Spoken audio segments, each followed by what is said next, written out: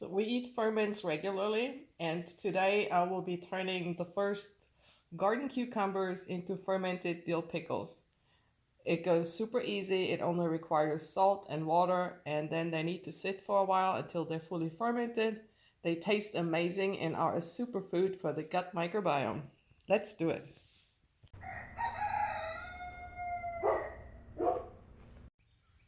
On the little cucumber row here, I'm growing the long ones.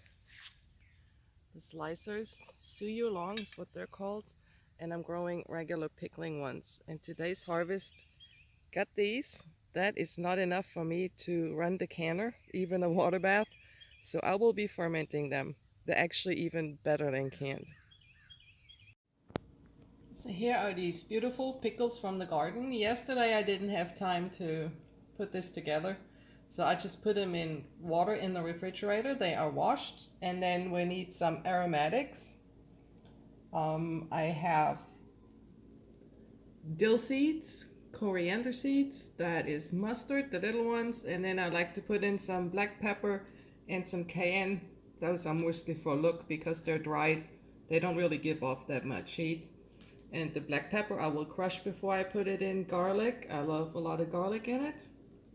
I have some, this is almost half crunchy dill from the garden. It's just too hot for it. And these are dill leaves that I was freezing in winter, so they're frozen. And then I also put in grape leaves. You can use wild grape or domesticated grape, like this one is from the muscadine in the yard.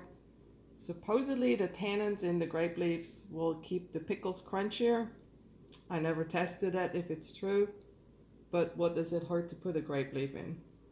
Really important is the salt. This does not get any vinegar. The nature will do, bacteria will do all the work. So we need salt and water. And equipment is a jar. Some people have fancy crocks. I don't have that. In this case, I have enough pickles. I use a half-gallon jar. And we need a lid, either a plastic lid or a regular lid. If you use these, you have to burp them every once in a while. I come to that later. Or you can also get one of those fermenting lids or the containers that do the bubble thing. I forgot right now what they're called. And I use a weight. This is not necessary either. You can press them down. And if you don't have a fermenting lid and you don't want to go with a regular lid because you may forget to burp it, there is another option. That's a rubber glove. You just put it over the jar like this.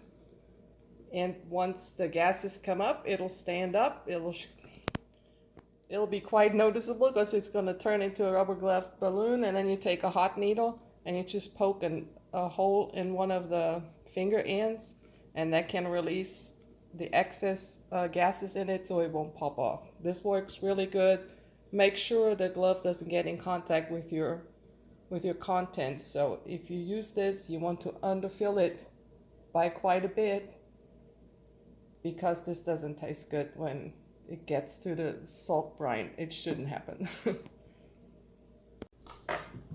So the first thing I do after they've been washed is to clean them up. There too, I have not tested this, but in my opinion, the blossom end is where the bitter, what are they called? Bitter compounds are. So I cut this off for a little bit and then the back so I don't have to spit it out when I eat my pickle. There we go. Some people like to poke their pickles with a fork before they put them in the brine. I don't do that. I think they taste good enough and you can taste it really well after it's been thoroughly fermented through. If you can't wait and you want to eat them after 3 or 4 days, then probably poke them so the salt brine goes in a bit quicker.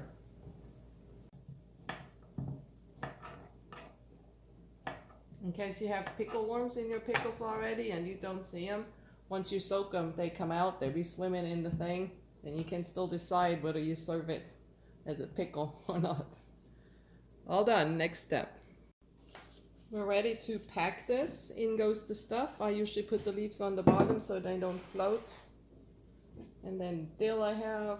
There is nothing specific to it. Sometimes I ferment them. If I have more, I do the vinegar canning thing. Sometimes I ferment them and then can them up. Overall, I prefer the fermented ones. The taste is better.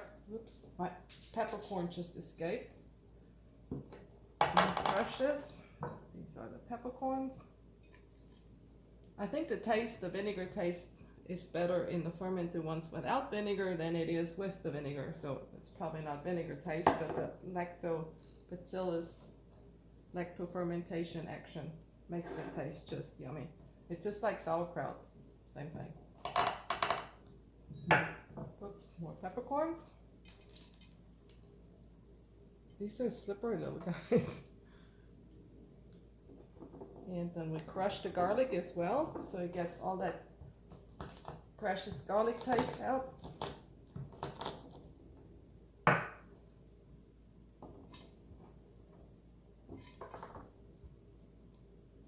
And now the last ones. And then you just go ahead and pack in your pickles. You may have to move this a little bit. So I put the fattest ones with the bottom end down, and then I'll pack little stuff around it.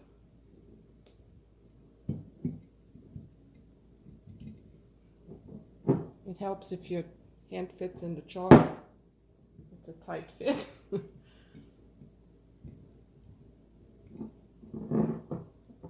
I need to find one that fits in the center. You get the idea.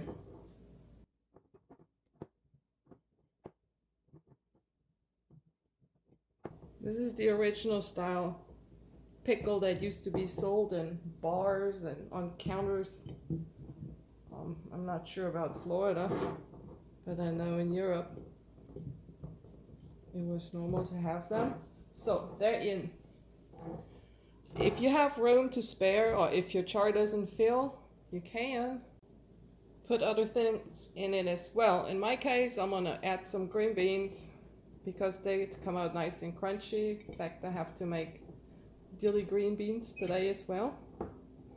And they fill in the things, but if you have jalapenos, onion, more garlic, there are no limits. Now we need to put the brine in this. So I usually add 1 tablespoon per quart. These are 2 quarts in there. So 2 tablespoons and a little bit more in my case for good measure, because it is warm and I don't want it to super flash ferment. I'd like to still have this sitting for a couple days. And then I don't put a half gallon water in there because there's already stuff in it.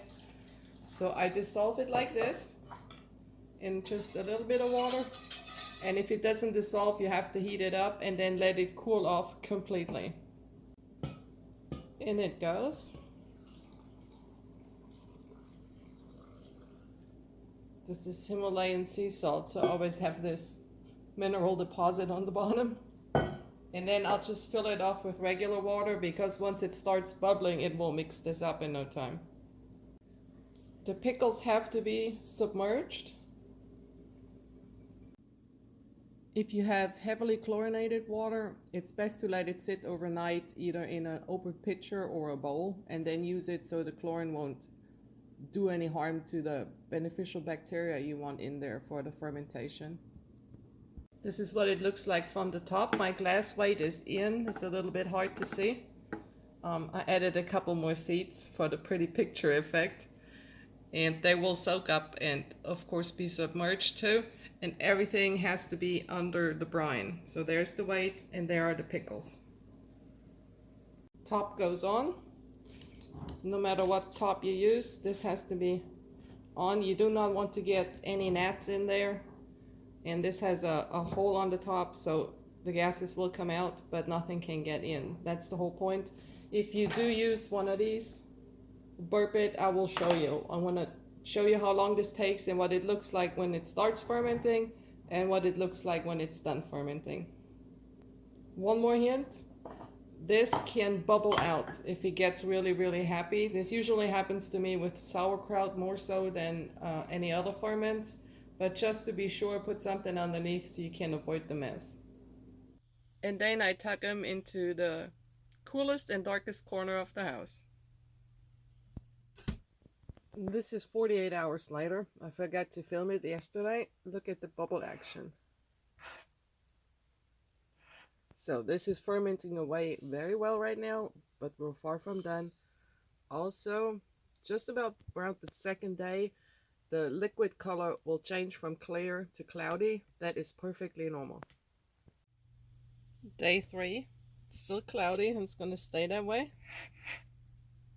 Still lots of bubbles rising up. Not done yet. It can be eaten like this, but I want it to be fully fermented so I can keep it in the fridge for quite a while without having to worry about more fermentation. Plus it gives it this nice zing to it, the vinegary taste without vinegar.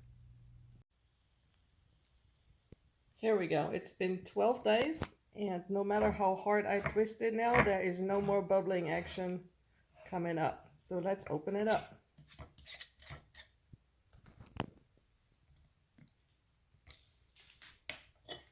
Beautiful. All this twisting and turning made my weight sink down, I think. So I gotta put my phone down and try to fish it out so we can dig out the cucumber. Let's grab the one on top. If I can get it out, that is.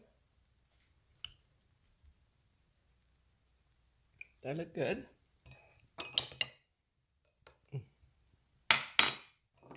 Cut in it. See? They're softer than store pickles, obviously. And now this isn't cooled either. They firm up a little bit in the fridge, but they're fairly firm. Let's taste it. Oh, very good. So ferments are one of the best things you can do for your cat if you eat them regularly. A couple bites a day is all it takes for a healthy gut microbiome. And they're so super simple to make.